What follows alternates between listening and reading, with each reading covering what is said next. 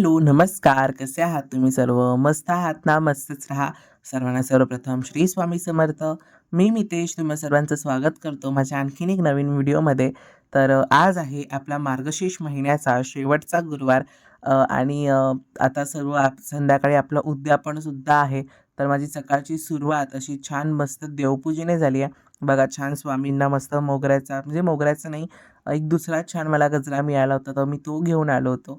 तर तो घातलाय. त्याच्यानंतर छान मस्त भडक पिवळी अशी मस्त फुलं देवघरात दिसतात. ती खरंच खूप सुंदर दिसतात अशा प्रकारची फुलं.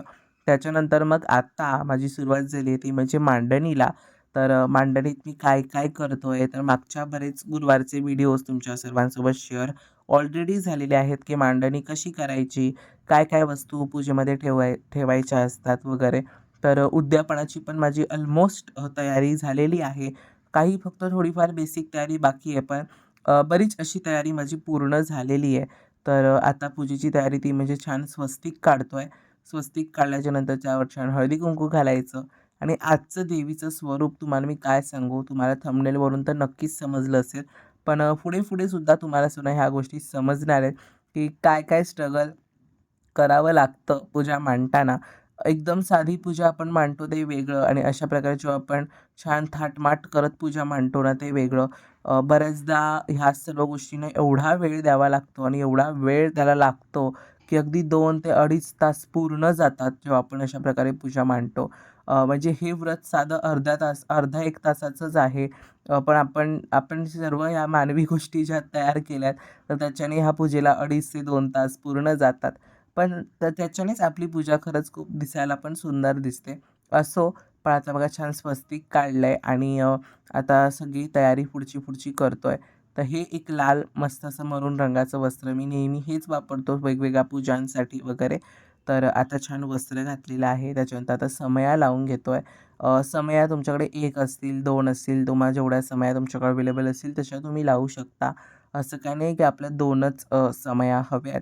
म्हणून आता माझ्याकडे 2 आहेत. पहिल्या माझ्याकडे 1च समई होती. त्याच्यानंतर मग ती आपण एक्सचेंज ऑफर असं म्हणजे एक्सचेंज म्हणतो ना, की जुनं द्यायचं आणि नवीन घ्यायचं. तर तसं हे मी जुनं माझी जी एक समई होती फक्त ती दिली आणि त्याच्यावरती आणखीन थोडे पैसे भरून ह्याच्यात ह्या मी 2 नवीन समया घेतल्यात. त्याला आता बरेच वर्ष झाली, अगदी 3-1 वर्ष झाली माझ्याकडे आहेत आणि मी छोट्याच घेतल्या होत्या आणि हा मी नवीन पण चौरंग घेतला होता. का हा समयांना तो ॲडजस्टेबल एकदम बरोबर दिसत होता. आता पूजेची अशी सर्व माझी तयारी जी होती म्हणजे स्वस्तिक, त्याच्यानंतर धूप, दीप ह्या सर्व गोष्टी तर झाल्या. तर आता मी मांडणीला मेन मुख्य जी मांडणी आहे ती शेअर करतोय तुमच्या सर्वांसोबत. त्याचा हा मोठा टास्क होता माझा पूजेचा. म्हणजे मी तुम्हाला काय सांगू आजचा जो मुखवटा आहे ना, तो छान असा मस्त मोठा आहे. तसा खालचा भागही दिसला पाहिजे. पहिला डोक्यात मी प्लॅन केला, की मी छान मस्त साडी नेसवीन देवीला. म्हणजे जी अख्खी अखंड 6 वारीची साडी असते, ती नेसवीन असा विचार माझ्या डोक्यात आला. पण नंतर मग मी तो प्लॅनच कॅन्सल केला आणि एक नवीन वस्त्र मी आता घेऊन आलो होतो मध्यंतरीच. मग ते नेसवायचा मी विचार केला. पहिलं साडीचाच प्लॅन होता डोक्यामध्ये, की पहिली साडीच नेसवणार मी देवीला. म्हणजे अखंड पूर्ण जे असं स्वरूप असतं, कारण जो आता माझ्याकडे मुखवटा आहे, जो तुम्हाला सर्वांना मी दाखवला होता. आधी पण मी शेअर केलाय नवीन मुखवटा तो. पण तो मुखवटा मी तुम्हाला सगळा दाखवलाय. तर तोच मुखवटा आज मी इथे लावणार आहे. पण तुम्ही बघितला तो बऱ्यापैकी मोठा आहे बाकीच्या मुखवट्यांपेक्षा. म्हणून त्याच्यानुसार त्याची जी खालची बॉडी आहे ना, ती तशी दिसली पाहिजे. असाच माझ्या डोक्यात विचार होता. साडी नेसवली असती, पण परत मग त्या सगळ्या काट्या मला लावाव्या लागल्या असत्या. त्याच्यावर साडीमध्ये एवढीशी हाईट काही बरोबर वाटणार नाही. त्याला आणखीन थोडी हाईट मोठी द्यावी लागणार. अशा काही बऱ्याचशा गोष्टी आहेत. आणि तेवढ्या इथे ना जागा पण अशी स्पेस नाही आहे एवढी, की मी पटकन त्याला हे देऊ. तर बघा छान आता वस्त्र मी लावून घेतलंय आणि कळशी ठेवायच्या आधी मी पाटसुद्धा ठेवले. जसे मी आधीचे 3 गुरुवारमध्ये पाट ठेवले होते ना, छान असे मस्त एकावर एक 2 तर तसं सुद्धा ठेवून बघितलं तरी पण वस्त्र खालती दबलत जात होतं. तर मग काही झालं तर मग मला कळशीच घ्यावी लागली. नाहीतर मग बरेच अशा वेगवेगळ्या कमेंट्स येतील, की कळशी का घेतली वगैरे. पहिलं मी ट्राय केलं. पहिलं माझ्या परीने, माझ्या क्रिएटिव्हिटीने मी पहिलं ट्राय केलं, पण ते काही सक्सेस झालं नाही. म्हणून मग मी खालती कळशी घेतली आणि कळशीत तुम्ही तांदूळ भरून घेऊ शकता किंवा पाणीसुद्धा भरून घेऊ शकता. तर मी पूर्ण पाण्यानेच ती कळशी भरलेली आहे आणि त्याच्यावरती हा जो आपला कलश आहे, जसं आपण साधी पूजा मांडतो अगदी तशा प्रकारे मांडायची आहे. त्याच्यानंतर खालती एक मी त्याच्यात ताट ठेवलंय त्याला सपोर्टसाठी, म्हणजे कळशीला छान सपोर्ट मिळेल. पण तरी पण त्याच्याने काहीच काम ते होत नव्हतं. त्याला नीट तो सपोर्ट मिळत नव्हता. मग मी खालती एक रिंग स्टँड असतं ना, तर तशा प्रकारे एक स्टँड त्याच्या खालती ठेवलं. त्याच्यावरती कळशी ठेवली. त्याच्यावरती मग आपला जो तांब्याचा तांब्या आहे तो ठेवला आणि मग त्याच्यावरती आपली ही जी पुढची जी काही मांडणी आहे ती ठेवली. तर बघा आज मी तुम्हाला एकदम मस्त अशी खरी माझी होणारी गंमत दाखवणार आहे. बघा किती सारे दागिने आज मी देवीला छान मस्त घालणार होतो. जसं माझ्या डोक्यात होतं ना, म्हणजे असं भरगच्च सुंदर मस्त देवीचा करायचं आहे. तर तेच आज मला करायचं होतं. तर जेवढे माझ्याकडे छान असे सिक्वेन्स वाईज जे काही दागिने होते, तर आज मी तेच देवीला घालणार आहे. विचार तर होता, की असं छान मस्त भरगच्च काहीतरी करू. पण जेवढे दागिने माझ्याकडे अवेलेबल होते तेवढेच मी आता छान याच्यामध्ये वापरलेत. तर बघा पहिला तो असा एक बेसिक चोकर आहे तो घातलाय. त्याच्यानंतर देवीला एक मंगळसूत्र आहे माझं, हे जोंधळी मंगळसूत्र म्हणतात. तर ते मी देवीला घातलंय. त्याच्यानंतर मग पुन्हा बघा मी पुन्हा ते दागिने काढतोय, घालतोय. ह्या सर्व गोष्टी ह्या म्हणजे पूजेला तर माझ्या अजिबात वेळ लागत नाही.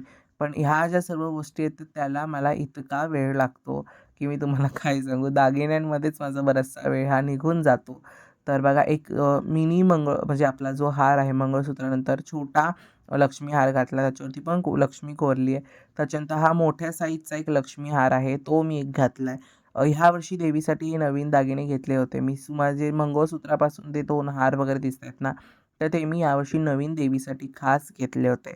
त्याच्यानंतर आज मला लावायची होती परत ती म्हणजे वेणी. तर वेणीला काय मी वरती स्टिक-बिक असं काही लावले नाही आहे. फक्त अशी नॉर्मल केसं लावलेत. पण जे तो लूक पण येताना तो खूप सुंदर आणि मस्त येईल.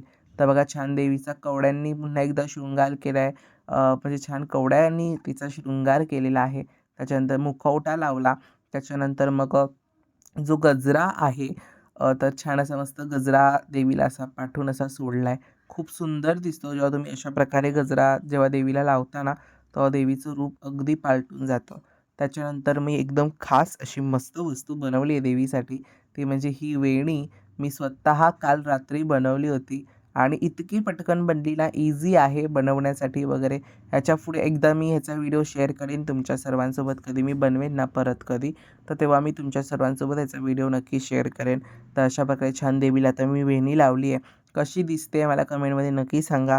खूप सुंदर दिसते. माझ्या डोक्यात प्लॅन होताच, की मला अशा प्रकारे छान देवीला वेणी लावायची आहे आणि मी ती लावली.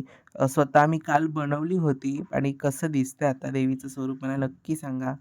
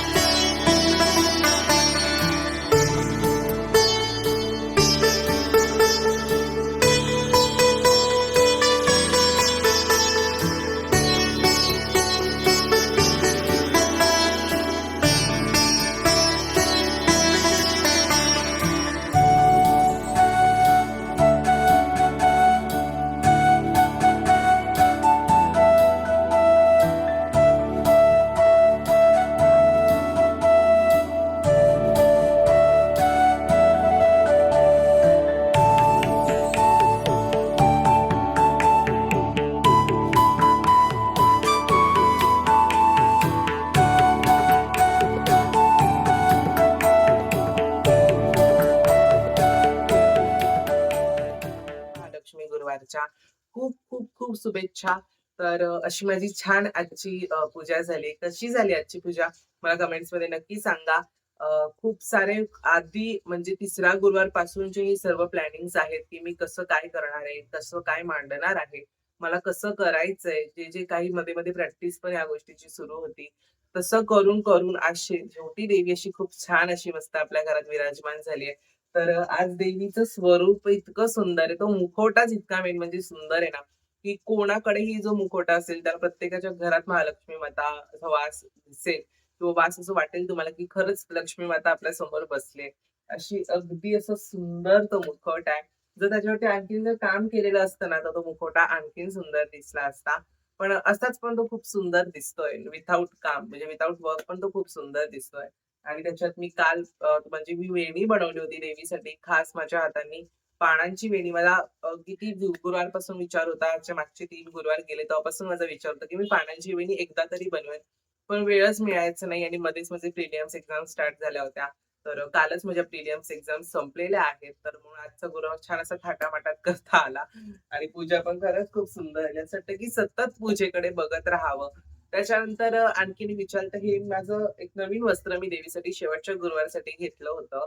खूप, खूप, खूप सुंदर आहे ते वस्त्र. पण ते वस्त्र एक गोष्ट मी त्या वस्त्राची तुम्हाला सांगतो, की त्याच्या पाठी कॅनव्हास जो लावलाय ना, तो कुरकुरीत होतो पटकन.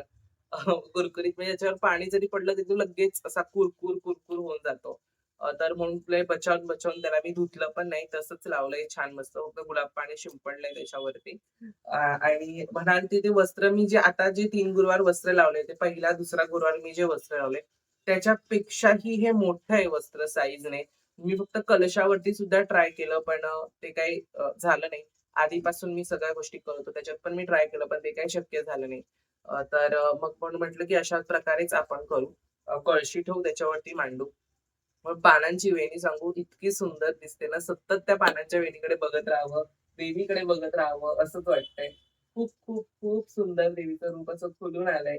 मी तिच्याचकडे बघतो आणि बोलतोय. आणि ह्यावेळेस मी उद्यापनासाठी छान नवीन पोथ्या सुद्धा घेतल्यात. म्हणजे आम्ही कधीही उद्यापनाला पोथी वाटत नाही. कारण आम्ही स्वतः ही गोष्ट बघतो, की काही-काही जणांना पोथ्या अक्षरशः पाण्यात सोडून दिल्या तर तो कुठेही टाकल्या सुद्धा जातात.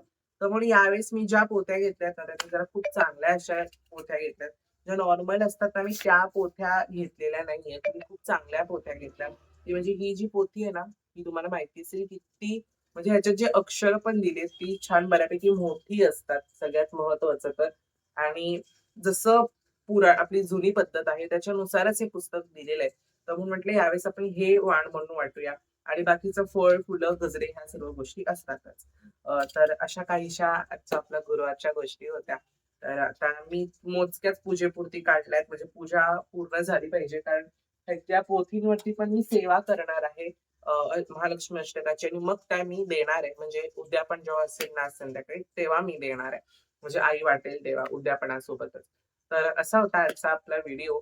तर खूप काही अशा सर्व गोष्टी आहेत. उद्यापनाचा व्हिडिओ तुमच्या सर्वांसोबत मी वेगळा शेअर करणार म्हणजे वेगळा येणार आहे. पार्ट 2 समजा उद्यापनासाठी आणि हा पार्ट 1 समजा. तर असाच खूप छान मस्त व्हिडिओ होता.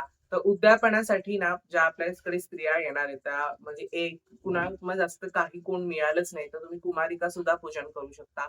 आता आमच्याकडे स्त्रिया पण येतात, कुमारिका पण येतात. म्हणजे येतात त्यांना आम्ही त्या सर्व गोष्टी देतो. पण बऱ्याच अशा काही-काही गोष्टी आहेत ज्यांना कुमारिकाही मिळत नाहीत. साधी एखादी जरी तुम्हाला सवाशीण मिळाली उद्यापनासाठी, तरी खूप आहे. 1, 3, 7 त्याच्यानंतर 11, 12, 21, 51 तुम्हाला जेवढं कोणी मिळेल, आता एखादं जरी मिळालं तरी सुद्धा चालेल उद्यापनासाठी. पण छान उद्यापन करा. तुमची सुद्धा पूजा खूप छान झाली असेल मी आशा करतो. तर आजचा व्हिडिओ असा होता खूप छान, साधा, सोपा, सरळ आणि देवी आईचं रूप कसं दिसतंय पुन्हा एकदा मला कमेंटमध्ये नक्की सांगा. जसे 3 गुरुवारला छान तुम्ही रिस्पॉन्स दिला, अगदी तशाच ह्या गुरुवारी सुद्धा रिस्पॉन्स द्या. आता माझ्या अवतारावर जाऊ नका. कारण पूर्ण आता मी थकलो पण आहे आणि वरनं छान पूजा वगैरे मांडली आहे. तर वेळ लागला. आणि आणखीन एक महत्वाचं देवीसाठी मी छान कर्णफुलं मागवली होती. पण ती काय तिला बसली नाहीत. कदाचित तिला नको हवी असतील. ती काय तिला बसत नव्हते. ती तितकी तरी छान नीट दिसत नव्हती. सो म्हणून मग मी ती नाही लावली कर्णफुलं. पण अशीच पण देवी माझी खूप सुंदर दिसते नथ लावल्यावरती पण. चला, आजचा व्हिडिओ तुम्हा सर्वांना आवडला असेल तर व्हिडिओला लाईक करा, शेअर करा आणि सगळ्यात महत्त्वाचं सबस्क्राईब करा. पुन्हा भेटूयात अशा रोजच्या उद्यापनाच्या एका नवीन व्हिडिओमध्ये. तोपर्यंत सर्वांना बाय आणि सर्वांना श्री स्वामी समर्थ.